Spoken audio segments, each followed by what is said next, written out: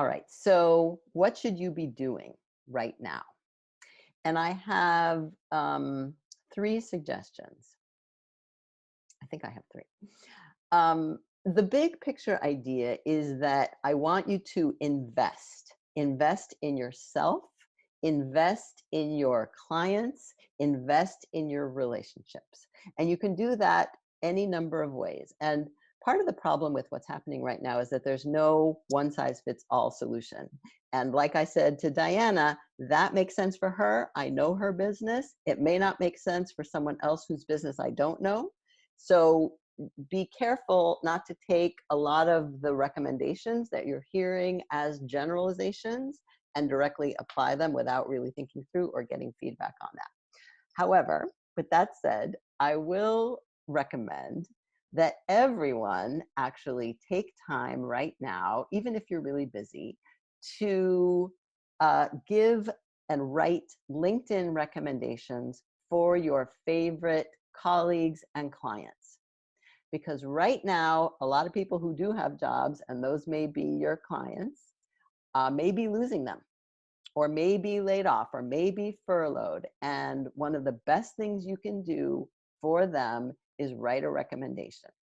And what you do is you go on their LinkedIn profile. There's a little button that you push that says, write a recommendation. You can write it, and then they will receive it and can approve it before it gets posted. So it's not like you're doing it cold. You don't have to warn them, though, although you can.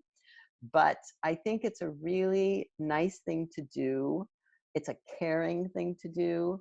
And the thing about LinkedIn that I just loved is that even if the people you know, the people in your network, are moving from one job to the next, their profile stays with them.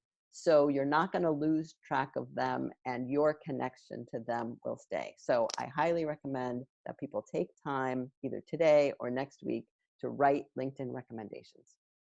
The other thing I would do on LinkedIn as well, because, and I emphasize LinkedIn because for most people in the business world, it is a professional social platform. It's a professional database. It's where most, but not all, of the business people are spending their time.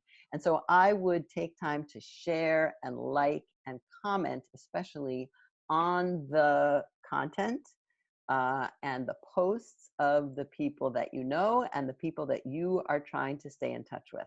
And even if there are people that you're reaching out to via email and you're not hearing back from them, it's not a bad idea to share and like their and comment on their content, because sometimes that little like nudge will not force them, but encourage them to respond to you. There might be a little guilt involved if you do a lot of it, right? And that may not be a bad thing.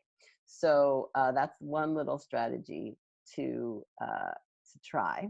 And then the other thing, I have been getting a lot of questions lately about whether or not people should be discounting their services right now. And I have very mixed feelings about it.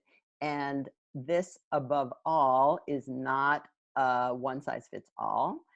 Even for you and all of your clients, it's totally case by case. With every single situation, with every single client, you have to have the money conversation. Right now would be a really good time to learn how to love the money conversation, because what I want you not to do is assume that people can't afford to pay you what you would normally charge. Don't make that assumption. Get into the conversation, ask questions, ask them what they can afford.